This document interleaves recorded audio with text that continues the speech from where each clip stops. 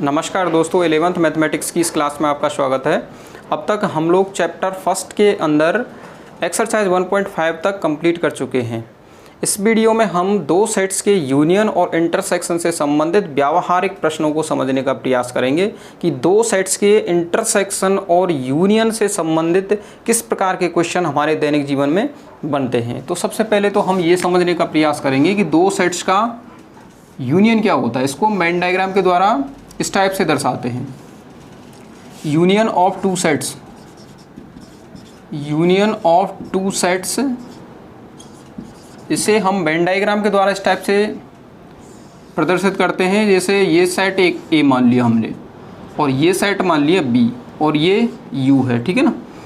तो ये वाला जो छायांकित भाग है, ए और बी का कंप्लीट छायांकित भाग, ये किसको शो करता है? ये यूनियन बी को शो करता है।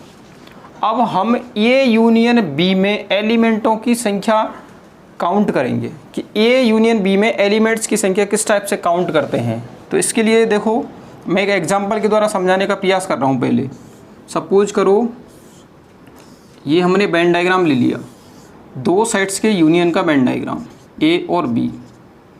मैं ये कह रहा हूँ इसमें एलिमेंट हैं ए, बी, सी और इसमें डी, ई, एफ, जी और ये एच, इस टाइप के एलिमेंट हैं।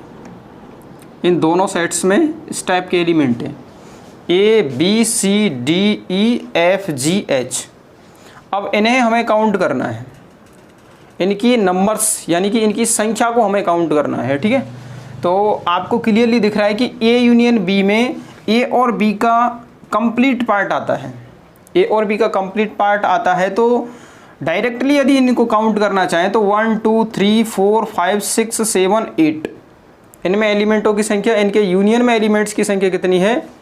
Number of element in A union be clearly आपको दिख रहा है। देखो 3 और 2 5 और 3 8। Number of element in A union B equal to कितना है? 8। अब यहाँ तो हमें क्लियरली दिख गया क्योंकि ये सेट बने हुए हैं और सेट्स में ये एलिमेंट है, तो इनको डायरेक्टली हमने काउंट कर लिया।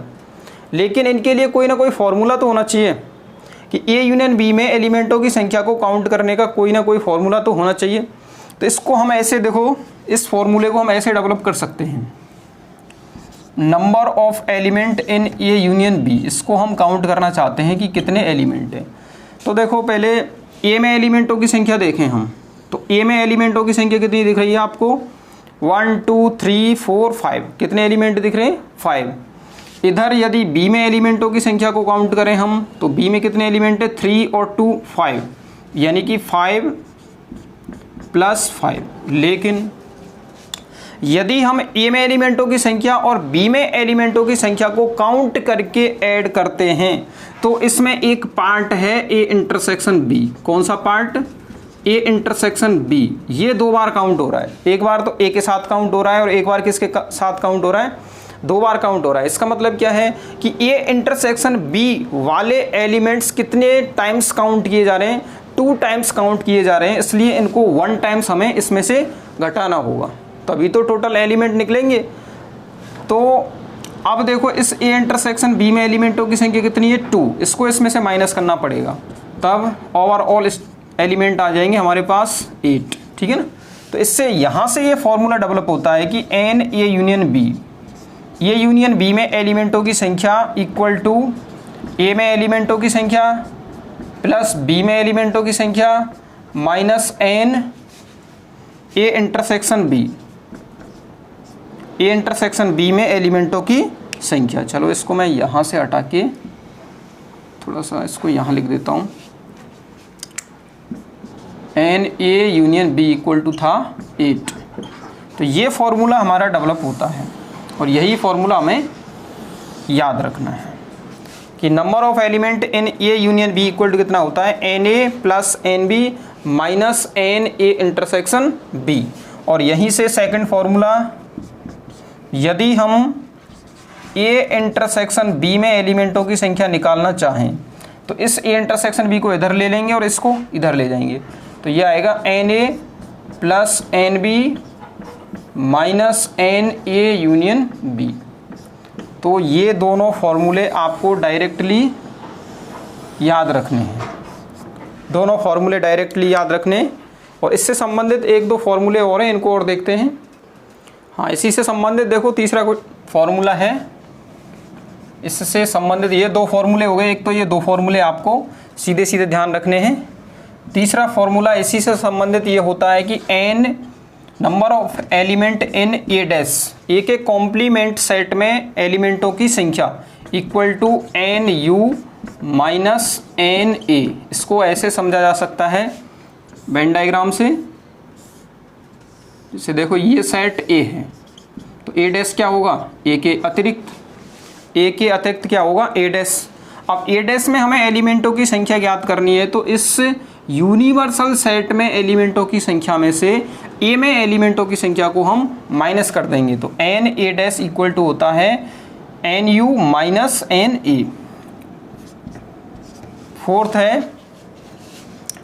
नंबर 3 सेट, यदि ए बी और सी 3 सेट हैं, 3 समुच्चय हैं, तो फिर number of element in A union B union C equal to N A plus N B, number of element in A plus number of element in B plus N C minus N A intersection B minus N B intersection C minus N A intersection C plus N A intersection B intersection C. थोड़ा सा formula long है but ये easy है, बहुत आसान है। N A plus N B plus N C minus N A intersection B, दो का इंटरसेक्शन लेना है हमें, दो सेट्स का इंटरसेक्शन लेना है और फिर तीनों सेट्स के इंटरसेक्शन को ऐड कर देना है इस टाइप से, ठीक है। फिर दो बातें आपको ये ध्यान रखनी है इसमें, एक तो हाँ एक फॉर्मूला और लिखाता हूँ मैं पहले कि number of element in A minus B equal to होता है number of element in A minus number of element in A intersection B. अब ये फॉर्मूला कैसे डेवलप हुआ है इसको यहाँ से समझ सकते हैं। देखो ये ए है और ये सपोज करो बी है और ये यू है, और ये वाला पार्ट क्या दिख रहा है आपको, ए इंटरसेक्शन बी, ये है ए इंटरसेक्शन बी। और N A minus B, number of element in A minus B में हमें अवयवों की संख्या ज्ञात करनी है। तो ए माइनस बी क्या होगा, ए में से बी को माइनस करेंगे तो ए माइनस बी आएगा आपका ये वाला पार्ट, ये वाला पार्ट। तो इसमें एलिमेंटों की संख्या क्या होगी, इस टोटल यानी कि ए में से यदि हम ए इंटरसेक्शन बी वाला पार्ट माइनस कर दें तो क्या बचेगा हमारे पास, ए माइनस बी बचेगा। ये वाला पार्ट क्या है, ए माइनस बी है। इसलिए number of element in A minus B equal to होता है number of element in A minus number of element in A intersection B. तो ये 5 फॉर्मूले हैं जो कि आपको रिमेंबर करने हैं, याद रखने, यही बार बार से क्वेश्चनों में काम आएंगे। अब हम 2 इंपॉर्टेंट फैक्ट्स के बारे में बात कर लेते हैं, ये भी क्वेश्चंस में बारी बारी से काम आएंगे, ठीक है ना। इसके बाद में हम क्वेश्चन सॉल्व करेंगे।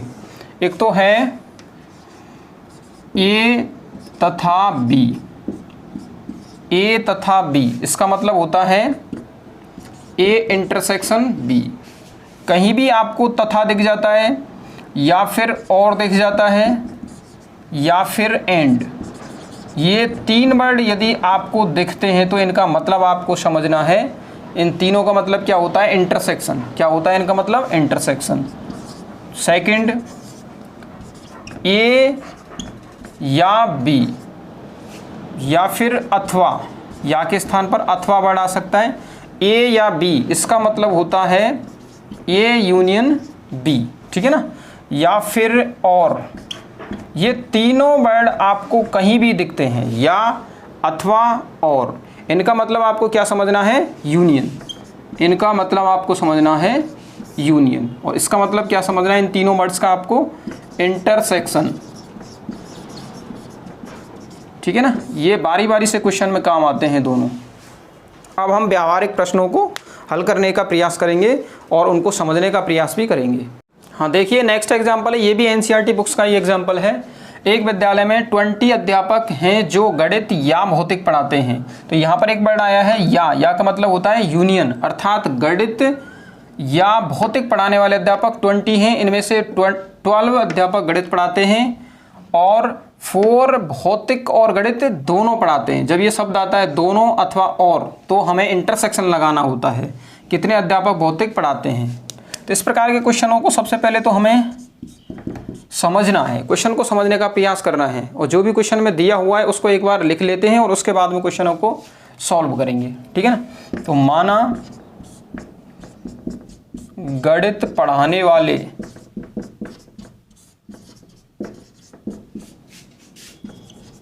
अध्यापकों का समुच्चय एम है। एम क्या मान लिया हमने, गणित पढ़ाने वाले अध्यापकों का समुच्चय, तथा भौतिक पढ़ाने वाले अध्यापकों का समुच्चय पढ़ाने वाले अध्यापकों का समुच्चय P है। इसको हम P से डिनोट कर रहे हैं, ठीक है ना। तो दिया है given that number of element in M, गणित पढ़ाने वाले कितने हैं 12, ठीक, और number of element in M union P, गणित या भौतिक पढ़ाने वाले या शब्द आया है तो कितने ही 20, ठीक, और 4 भौतिक और गणित और शब्द आया है, और का मतलब इंटरसेक्शन, तो number of element in M intersection P equal to कितना है 4। और क्या पूछा है, भौतिक पढ़ाने वाले अध्यापकों की संख्या, यानी कि number of element in P, भौतिक पढ़ाने वाले अध्यापकों की संख्या इक्वल टू क्वेश्चन। तो इस टाइप से सबसे पहले हमें क्वेश्चन में जो भी कुछ दिया हुआ है उसको लिख लेना है यहाँ पर, ठीक है ना। इसके बाद में जो पूछा है उसके अकॉर्डिंग हमें फॉर्मूला लगाना है। तो इस अतः भाई हम कौन सा फॉर्मूला जानते हैं, N M union P equal to N M plus N P minus N M intersection P, ये फॉर्मूला लगाएंगे और यहाँ से हमें एन पी की वैल्यू याद करनी है।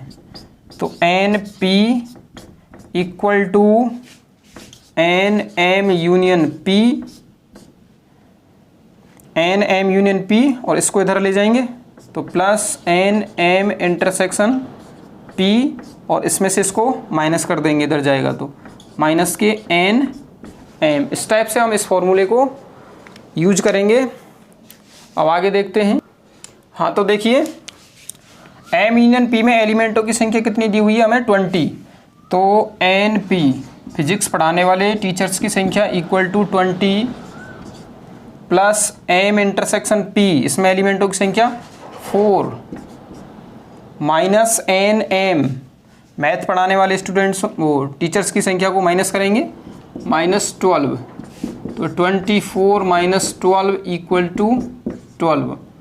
तो फिजिक्स पढ़ाने वाले अध्यापकों की संख्या कितनी आ गई 12। इस टाइप से हमें क्वेश्चन को सॉल्व करना है। तो कहने का मतलब है सबसे पहले हमें क्वेश्चन को बारीकी से समझना है। क्वेश्चन समझ में आ गया तो आसानी से क्वेश्चन को सॉल्व कर पाएंगे।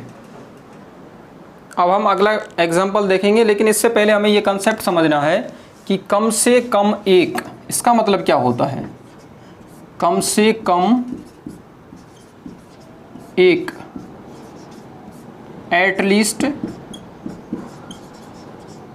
लीस्ट वन, कम से कम एक, इसका मतलब क्या होता है, ठीक है ना। जैसे सपोज कीजिए कि साइंस पढ़ाने वाले टीचर्स, एक तो फिजिक्स पढ़ाने वाले टीचर्स उसको मैं पी से व्यक्त कर रहा हूँ, और मैथ पढ़ाने वाले एम से व्यक्त कर रहा हूँ, और केमिस्ट्री पढ़ाने वाले सी से व्यक्त कर रहा हूँ। एक स्कूल है उसमें 3 टाइप के टीचर हैं, फिजिक्स पढ़ाने वाले, मैथ पढ़ाने वाले और केमिस्ट्री पढ़ाने वाले। मैं ये कह रहा हूँ कम से कम, अब कोई ज़रूरी नहीं है एक टीचर 2 सब्जेक्ट भी पढ़ा सकता है, तो मैं कह रहा हूँ कि कम से कम एक सब्जेक्ट कम से कम एक सब्जेक्ट पढ़ाने वाले टीचर्स की संख्या 20 है। कम से कम एक सब्जेक्ट पढ़ाने वाले टीचर्स की संख्या कितनी है? 20 है। तो इसका मतलब क्या है? कम से कम एक का मतलब क्या है? कम से कम एक का मतलब है या तो फिजिक्स पढ़ाते हैं, या फिर मैथ पढ़ाते हैं, या फिर केमिस्ट्री पढ़ाते हैं, अथवा दोनों पढ़ा सकते हैं, अथवा तीनों पढ़ा सकते हैं। तो कम से कम एक का मतलब ये है कि कम से कम एक सब्जेक्ट तो वो निश्चित रूप से पढ़ाते हैं। तो जब भी ये वर्ड आएगा कम से कम एक, तो आपको यूनियन लगाना है। इसका मतलब ये 20 जो संख्या आपके लिए दी हुई है वो किसकी संख्या है? Number of element in P union M union C equal to 20। ये कंसेप्ट आपको समझना है। ये कंसेप्ट बहुत काम का है, कई क्वेश्चंस में ये काम आता है। तो देखिए ये एग्जाम्पल, 35 विद्यार्थियों की एक कक्षा में 24 क्रिकेट खेलना पसंद करते हैं और 16 फुटबॉल खेलना पसंद करते हैं। इसके अतिरिक्त प्रत्येक विद्यार्थी कम से कम एक खेल खेलना अवश्य पसंद करता है। तो कितने विद्यार्थी क्रिकेट और फुटबॉल दोनों खेलना पसंद करते हैं? ये क्वेश्चन है, ठीक है ना। तो सबसे पहले तो हम क्वेश्चन को ध्यान से पढ़ेंगे। इसके बाद में इसमें दो प्रकार के खेल आए हैं, एक तो क्रिकेट और एक फुटबॉल। तो मान लेते हैं, माना क्रिकेट खेलने वाले विद्यार्थियों का समुच्चय x है, किससे डिनोट करने? x से, तथा फुटबॉल खेलने वाले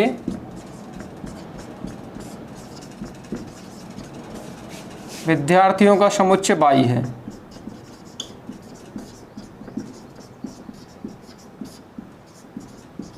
क्रिकेट खेलने वाले विद्यार्थियों का समुच्चय x और फुटबॉल खेलने वाले विद्यार्थियों का समुच्चय हमने क्या मान लिया? y मान लिया। हमें दिया हुआ है क्रिकेट खेलने वाले विद्यार्थियों की संख्या 24 दी हुई है क्वेश्चन में, देखिए, और फुटबॉल खेलने वाले विद्यार्थियों की संख्या हमें दी हुई है 16। साथ में ये कह रहा है कि इसके अतिरिक्त प्रत्येक विद्यार्थी कम से कम एक खेल अवश्य खेलता है। तो ये वर्ड देखो, ये वर्ड बहुत ज़्यादा इंपॉर्टेंट है, कम से कम एक खेल, ठीक है भाई। टोटल विद्यार्थी कितने कक्षा में? 35। और ये कह रहा है कि कम से कम एक खेल अवश्य पसंद करता है। इट मीन्स इसका मतलब क्या है? NX union by X union by में एलिमेंटों की संख्या कितनी होगी?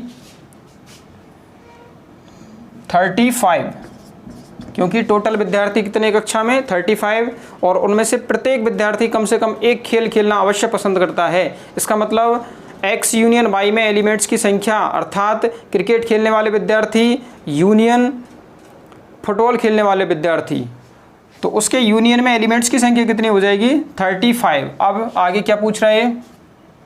कितने विद्यार्थी क्रिकेट और फुटबॉल दोनों खेलना पसंद करते हैं, अर्थात NX intersection Y equal to question. ये हमारा क्वेश्चन है। तो वी हैव फॉर्मूला यूज करेंगे, we have NX union Y equal to NX plus NY minus NX intersection Y। हमें इसमें एलिमेंटों की संख्या ज्ञात करनी है। तो NX intersection Y equal to NX union Y,